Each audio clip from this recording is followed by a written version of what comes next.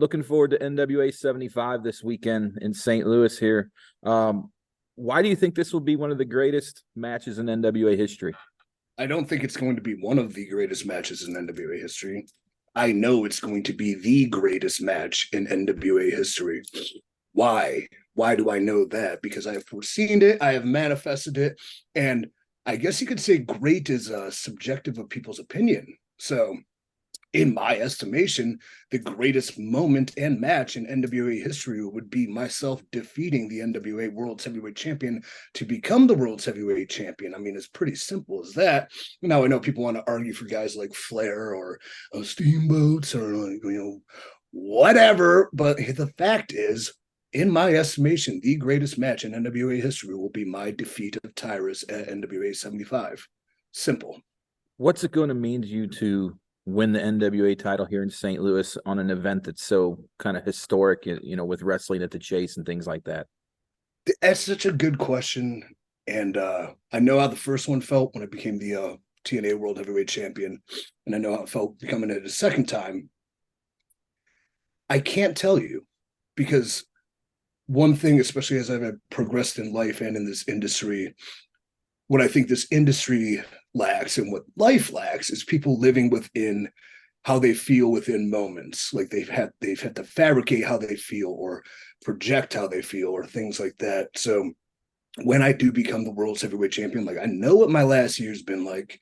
I know what my last 5 years has been like. I know all the ups and downs, struggles, concepts, misalignments, changing of guards, energies, all this crazy that's happened. I can't tell you what it's going to feel like, but I can tell you it will be a moment of self-actualization. What's it been like working for Billy Corgan over at NWA? I love him. He's like a big creative brother. No, Billy is, he's the boss, so of course I'm going to say nice things, but I wouldn't have to, and I think he would respect it if I didn't. But I do enjoy working for him because I think we have a shared concept on what this industry is and what it can and should be, more so than what it is becoming and has been, if that makes sense. Mm-hmm.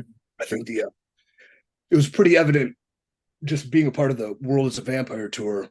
Like, we had a ring, we were set up on the concourse. These people are here to see the Rival Sons, they're here to see Interpol, they're here to see the Smashing Pumpkins, of course. But in between, we had these little segments where we did, wrestling. And each time the crowd grew bigger, each time the crowd grew more into it, each time the crowd felt something, and then that made the talents feel something, where it is that we are neglecting, as Billy would say, 200 million people to appease maybe 2 million.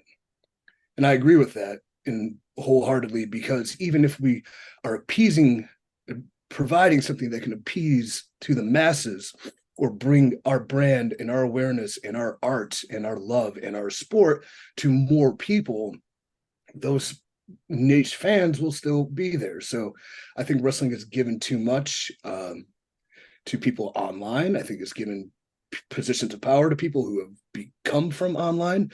They have no credence, they have no vision, they have no business sense, and 99% of them have never even done it. So why are we listening to that when we can try to do something different, bolder, and bigger? I wanted to talk a little bit about your past experience with WWE real quick. Do you think things would be different now if the regime that's in charge now would have been running things back then? I mean, isn't the creative, Paul being in charge. Now, who's in charge? Well, Triple H running creative. I thought Vince had some sort of master plan and got back on top. I guess that's probably So the answer is probably, maybe not. Wasn't matter. Okay. Working with like Triple H and NXT, like, I really enjoyed his booking, his philosophies, and his structure and things like that. Where when I got called up to WWE, was obviously the absolute nightmare, hell on earth crap. It sucked. So, what's changed? What's different? I don't know. Some things are like really good, and a lot of things are really poorly planned and really bad. So, it would probably, would the regime be different? I don't think it would matter on the regime. I think it would matter on me being able to make the most of what was given, and I guess to an extent not politicking, because politicking isn't a bad thing, but placating to somebody to have my back and favor, as opposed to thinking that by being good, strong, talented, articulate, well thought out, and a great model employee gets you somewhere. It doesn't there. It doesn't really anywhere. So you need people in your corner, and you need people to have your back, especially if they have power, because your success depends on them. And if their things succeed, they therefore look successful. And that's just business. I had read that you actually destroyed your action figures. Was that sort of a therapeutic thing for you? No, it's just a weird viral internet video. Okay. Okay. What I did is I saw my action figure at Target and I purchased it, and then I walked right in and threw it in the trash. So Okay. camera was off. I took it back out and I signed it and I gave it to a kid. So Oh, nice.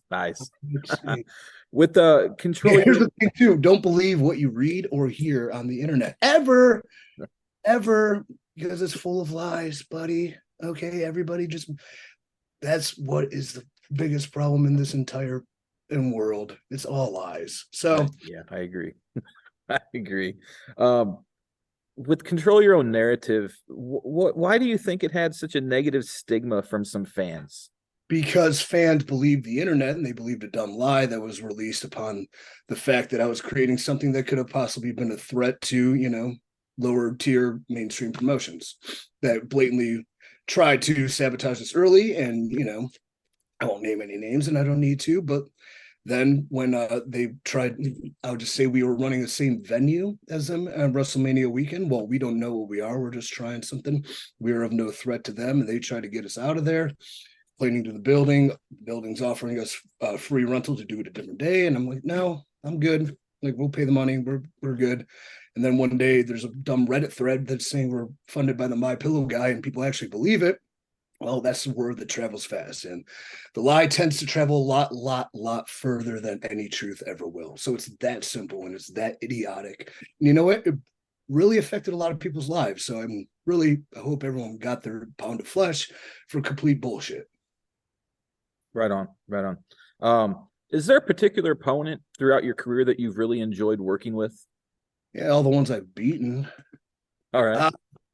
No, I mean, like, all right, Kurt Angle was my childhood dream match. Mm-hmm. And to be able to fulfill that was, hell, I could have been done there and been like, I got that far. That's pretty cool. Rockstar Spud was definitely one of my favorite opponents. Matt Hardy's one of my favorite opponents. I'm going through the timeline. I mean, besides the names affirmated, what I really like to do, here's one, Cal Hero. Do you know who that is? I do not, no. He's a young kid in OVW. Like, then he helped re-inspire some invigorating passion when I went down to OVW, bringing the fight to me. I mean, I of course beat him soundly, but like I enjoyed, and I know that the future's in good hands if I can help people like him. But no, he's gonna be an awesome talent. He's gonna be world class. What I really look for in opponents now, I sort of settled into, like, I'm really, really good and a super veteran and destroyer of worlds and all these things and super tough and stronger and better than everybody anyway. Still, somebody that can utilize the knowledge to go to the next level, that I can help show these little things, these tiny, silly, almost insignificant little things that wind up really meaning everything from doing from a good job to a great job to a job that people remember. You've been in the industry for a long time now, and when you see younger talent trying to make it, what's some advice that you would offer them about the business? I have a lot, and I'm going to be pretty much offering my whole insight to young wrestlers through an online course here very soon. And also I have the CYN cooperative that is in Cleveland, Ohio. So I'm, like, training people, and I'm trying to take on people that have experience. Like, we're going to start with beginners soon, but people with experience, because I get that question a lot. And that's why I had to start. I practically wrote a book that I'm just sitting here, but we're going to get it out there. But I get asked that question a lot. And there's like so many different ways and avenues and things that we could say. But if I had one optimal piece of advice, which I do tell everybody that asks me that question, is that whatever you do, make it authentically you. You do not have to do what you think people want you to do. You do not have to do the things like you see on TV that you want to do. Is that really you? Like, you have to find out who you really are, and you have to be that unique individual and turn it up and portray that, because only then do fans emotionally invest in something real and authentic. If you're fake, if you're lame, if you're a facade, they'll know. If you're if you're not 6'6", jacked, with these athletic pedigree, that you're not the toughest guy in the business. Okay, you're not, and that's okay. But what are you? Well, I'm 5'7", I'm out of shape, and I have big thick glasses. All right, so you're an underdog, but like, what makes you unique and your underdog story more imperative to anybody else who's portraying that same thing? That was the idea of CYN too. It's to tell people's stories, allowing talents platforms to be able to tell their story in their unique individual way. So that's that. Last question for you. How are you going to celebrate winning the title in St. Louis this weekend? I could tell you how I celebrated winning the second. I'm not, because then I would probably get arrested. The first one, ironically, the first title, Billy was part of TNA at the time, and the match happened, and I had one of the best moments of my life. I'm not gonna lie to you, I hugged my fiance. We're not together anymore, but mom, dad, like, real surreal moment, and like a moment of accomplishment, and like, oh my God, like, what to do. And then that night, there's a little after party, and there's some of the office honchos were there, and Billy was like, "Hey, champ, what's up? What song do you want to hear?" He's got his guitar. It's like, Disarm. And then he played this song, and I'm like, standing there holding, I'm like, this is pretty cool. Yeah. So how will I celebrate the third one? Again, that's going to be reminiscent in the moment. I think I'm so wired and dialed in that even after the moment has surpassed, it's going to be what's next and how am I going to hold this? I have a goal to hold it for 333 days, at least. Probably 665, but 333 is a good start. Right. Like, what's going to be next? Plus, I mean, that morning we're heading on a bus. We're going to go to Nashville for television tapings. Am I going to be? I'm not the guy I was who would go out all night and then be the first in the gym and the first at the building. But shit, I'm gonna be in pain, I think. I mean, Tyrus is no slouch. He is a big guy.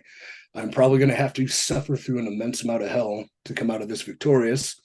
But the thing is, I'm prepared to. Thank you for your time. And we look forward to seeing you here in St. Louis this weekend on NWA 75. My mom and dad are coming. I'm 2 for 2 when I win world titles when they're in town. So Awesome. Thank you. Looking forward to it. See you at the Arch. All right. Take care, man.